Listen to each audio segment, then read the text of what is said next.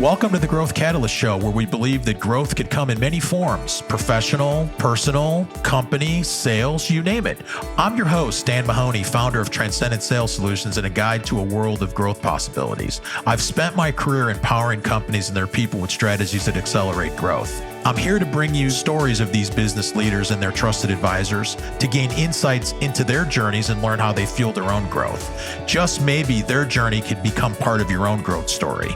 Are you ready? Let's grow. Welcome to the next episode of the Growth Catalyst Show. My name is Dan Mahoney. I'm your host. I'm pleased to introduce my next guest. Len Reo is the president of the Attivo Group. Having found a passion for solving business problems with best practices and the latest technologies, the company has been successfully helping businesses since 1992. Attivo has evolved into a leading business process consulting firm and reseller of ERP and accounting software. When Len is not working, you'll usually find him on a golf course. Len Reo, welcome to the Growth Catalyst Show. Thank you, Dan. I'm excited to be here. Excited to have you. So I was doing a little learning about Len Reo this morning, and you're originally from Rhode Island. The great state of Rhode Island, yes. All 1 million people of it, and I know about 990,000 of them. So that's kind of the way it is in Rhode Island. So you grew up in Rhode Island, and I saw that you got your undergrad degree, accounting degree at, is it Providence University? Providence College, yes. Mm-hmm. Yeah. So, okay. How did you end up moving from Providence, from one end of the spectrum to the other end of the spectrum to sunny California? I was actually working for a very large general contractor who was building breweries for the Miller Brewing Company at the time. And I was hired at their main office in Providence, Rhode Island. And they said, we have to have representatives at each of our major projects. And we might want you to be in Southern California for a project that we're doing for Miller. And would you be willing to relocate? And I said, absolutely. 2 weeks later, I was living in Southern California, and that was in 1978, and I haven't looked back. So it's been a pretty interesting ride. When you got to California and you were working on that project, you eventually got into some cost accounting management roles at a few firms, correct? Correct. That's actually, as I proceeded through my undergraduate degree, I recognized that I did not want to be an auditor. I wanted to be more of a management accountant, and the cost accountants are the ones who are the closest to that description, that can share the product costs, help with pricing, make decisions about expansion through financial analysis. It's a very management accounting oriented kind of a focus. So that's kind of where I graduated. And I did work with a couple of major companies. The longest one was about a 6 or 7 year stint, a company that was doing $1 billion a year with McDonald's, but they had no cost system, no ERP system to speak of. And I was brought in to help them select and implement an ERP solution for this very rapidly growing, food processing operation. And in that period of time, that's exactly what I did. And I just fell in love with implementing systems and improving processes and enabling, growth. Because while I was there, that company almost doubled in size just through the tools we were able to implement. Without it, they probably would have potentially achieved growth nowhere near that, or maybe not done it profitably. So it was a great experience. You got the entrepreneurial itch at a young age. What was behind the decision to start the Attivo Group? Well, working with a couple of major companies, I recognized that larger companies really weren't for me, just because of how slow they are to make decisions, how slow they are to change, and the politics that goes on, with larger companies. And I recognized that there's at the time, we were talking about the early 90s, that was a time when ERP systems, good, solid, integrated, financial inventory and everything else software was becoming affordable for the small and medium-sized businesses because network computing was just taking off at that time. It was back on Novell networks and things like that, stuff we're not even really using any longer. Mm-hmm. But those were enabling technologies. And I saw that opportunity in the marketplace, and I said, I want to make changes in these companies and help them grow. And hence I created Attivo, and off we went. I remember those early days. I was selling Mass 90 on Unix systems. Yeah. Mm-hmm. Those were enabling technologies. They really were. And because not too long before that, there were, $1 million investments in computer equipment and things like that. They were just out of the reach of a company under 100 million in revenues. So it was really a very defining change in information management throughout business. So what did Attivo look like in the early days as a company? Well, it looked like myself and my wife and one other guy working out of the third bedroom of my condo in Hawthorne. And essentially we have grown and shrunk a little bit and then grown again. And there was that period of time as we led up to the year 2000 where everybody and his brother had to swap out systems or the sky was going to fall. So we grew quite large at that point, and then shrunk somewhat in the early years of 2000, 2003, 2004, and then just began growing consistently again as people turned their attention back to systems and making improvements after that whole year 2000 thing. So it's been a pretty steady climb since then. And during that steady climb, I mean, there's been different evolutions of technology. And how has it really changed kind of the ERP market? Let's take a moment for a quick word from our sponsor.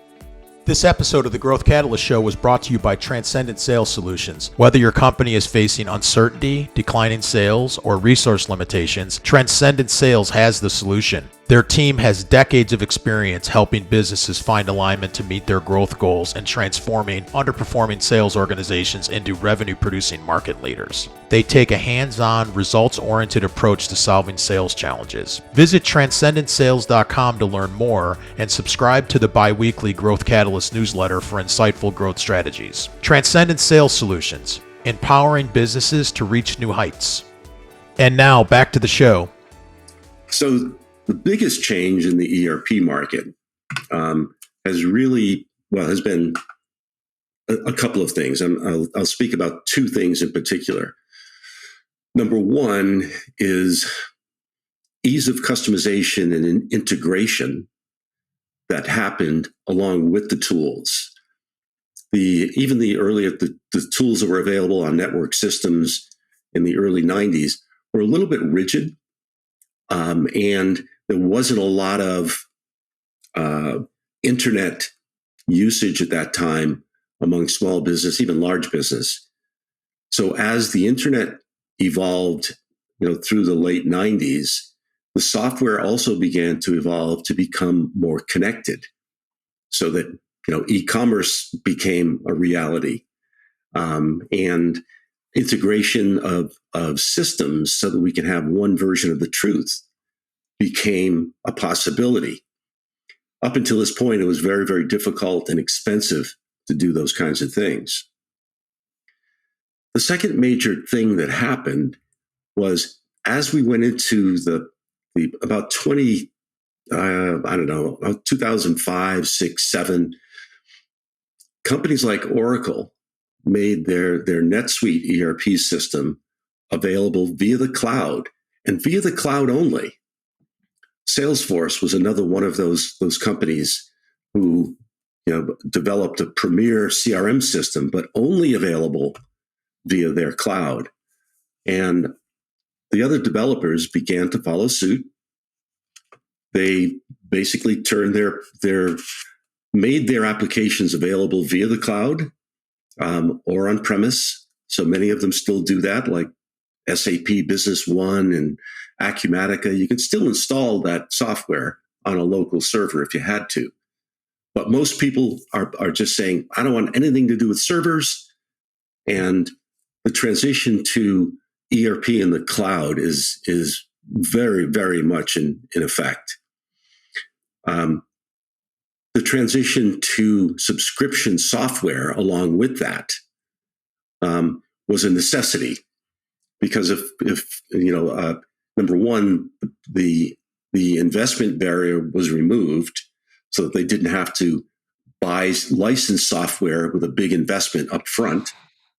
And if a company was going to offer software via subscription, they needed a way to turn it off if companies stopped paying.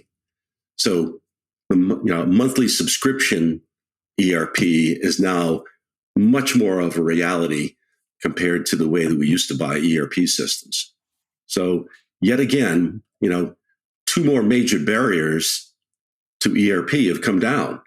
Number one, I don't need expensive infrastructure and an IT manager anymore. And number two, I don't need to write a check for $100,000 because I can buy this on a subscription basis and begin getting a return on investment much sooner. So it's been a transition.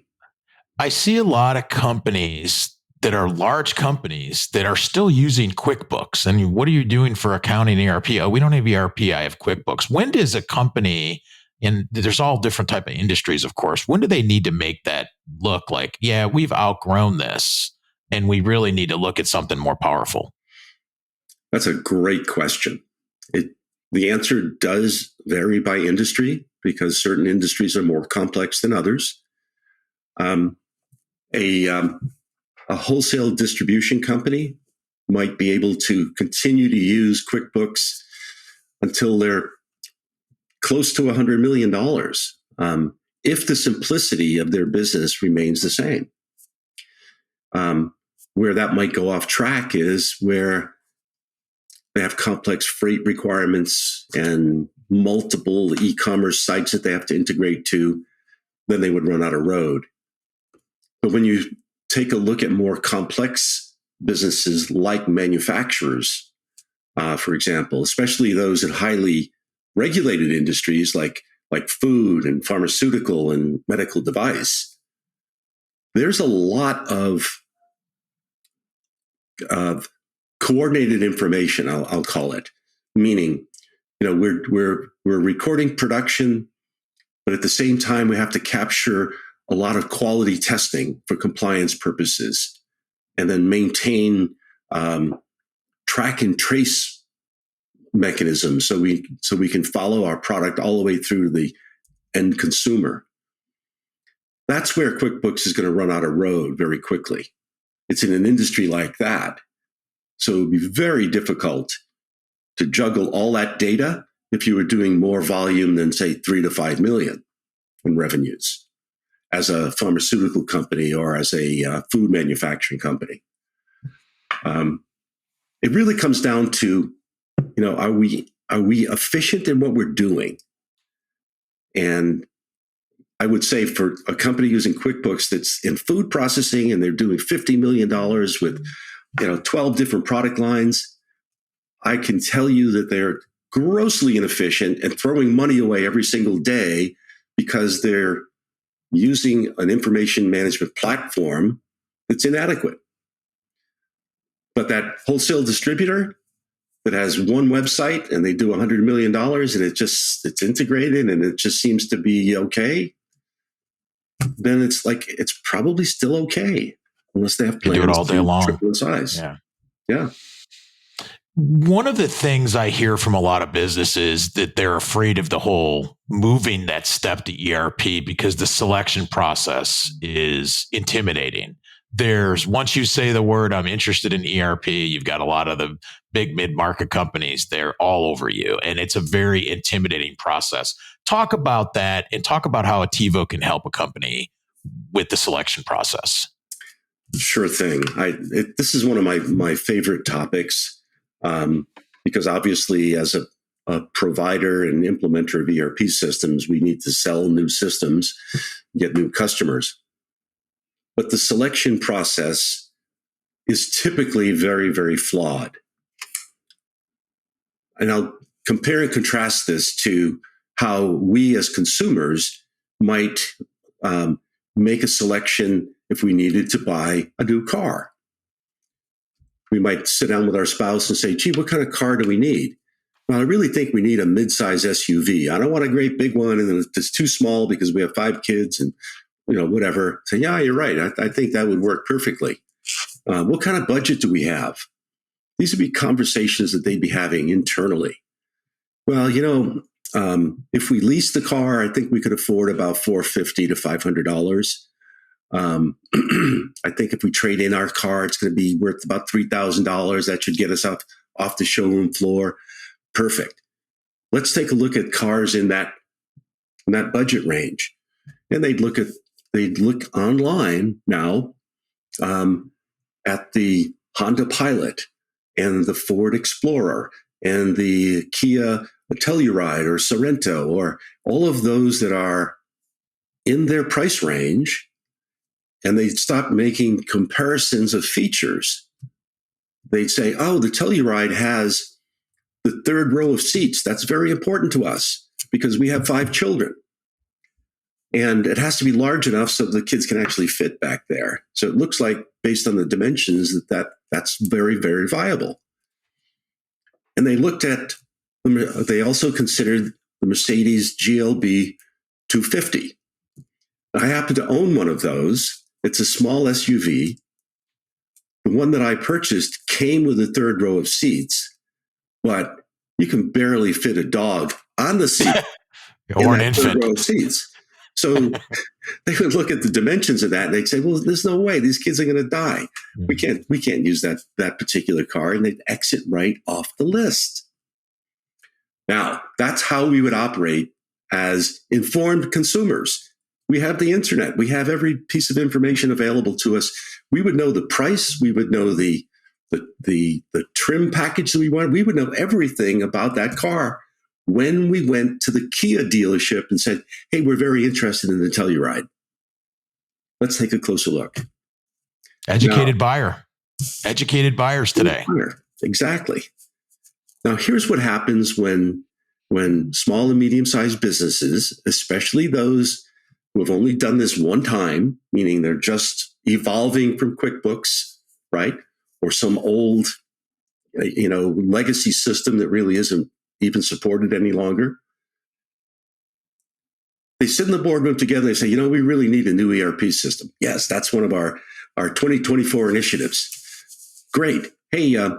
CFO, can you lead this project? Sure, I can do that. So, Mr. CFO, he may get on the internet and said, thinking to himself, I've heard NetSuite is a good system. Calls up NetSuite. We want a demo. NetSuite is going to be more than happy to give you a demo and then a very high pressure sales pitch without even knowing the details of your particular requirements, of your culture, where your company is in terms of its evolution of information management. Are you still at a basic level? Is your company more foundational? Is it in growth mode? Is it a very mature organization as it relates to information management? And they'll get this show, and then they'll call their CPA and say, hey, who do you know that does ERP? Says, oh, well, we got a guy that does Microsoft Dynamics. They call the guy that does Microsoft Dynamics. Can you give us a demo? And what they do is sit through 2, 3, or 4 hour presentations, get totally confused with a bunch of features and benefits, and make a bad decision and say, well, NetSuite is cheaper and they can get the implementation done in 6 weeks, they say. Great, let's go with that. It's a very, very uninformed process that small business repeats over and over and over. And that's why we hear so much about failed ERP implementations. It just got off on the wrong foot. There was no preparedness. The change management wasn't considered. And you're not going to get an ERP system installed in 6 weeks. It just doesn't happen. You have a business to run. And even if you have nothing else to do but that, 6 weeks is still too short. So the flawed process of ERP selection is something that really needs to be considered. It's real. Now, how should it be done, you say? Well, ideally, a thorough assessment of your particular business needs to be completed. This can be done internally. This can be done with the assistance of a group like Attivo. We do this quite frequently, where first and foremost, we're identifying the core value streams of your business. A manufacturer of custom machinery with a lot of complexities and a high price tag has to engineer this unique product to order, build it, deliver it on time, and then support it going forward is a very different value stream than a wholesale distributor who's buying cheap stuff from China for $1, hoping to sell it for $2. And if it doesn't work, they just throw it all in the dumpster and start again. They have completely different activities and completely different things to manage. That's what I'm referring to as the value streams, because it is those value streams and the unique way that one ERP system or the other might help manage that is going to make you successful or not in the long run. Mm-hmm. That's the focus. It's got to be that value stream. Are we serving it to the best of our ability with this new tool? Has it been designed to give us that competitive edge that we really need? Speaking of competitive edge, just detail out just in a couple points, like what is the Attivo competitive edge and how you do things differently versus maybe some other companies that are outselling ERP? So at the largest bullet point is that we are very focused on the long-term success of our client companies. As an example, we're working with a company that we began working with in 1993 right now. As the owner has now grown it from $1 million to $100 million in revenues and is planning an exit. So we've been with them the entire time to support their growth. So our focus is process improvement and enabling growth as compared to selling a lot of software. When it comes to ERP selection, we are focused on manufacturing and wholesale distribution industries. So we have selected the top tier applications for those industries. I'm referring to SAP Business One, Acumatica, NetSuite, Microsoft Dynamics 365. Those are the top, the most widely implemented and the most focused applications as it relates to those particular industries. When somebody raises their hand and says, Len, we're running out of road with our ERP system. We need help in selecting and then hopefully implementing the system for us. Real live example, we're currently working with a $25 million manufacturer of hydraulics equipment parts in Fort Worth, Texas.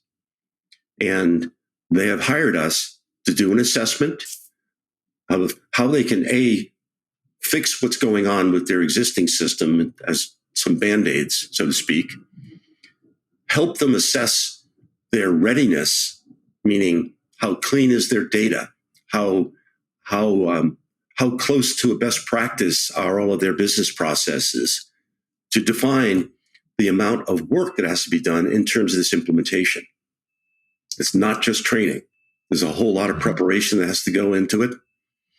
And so we are going to through that assessment and that readiness project, get them to a place where they know the key value streams of the business and what's going to give them competitive edge.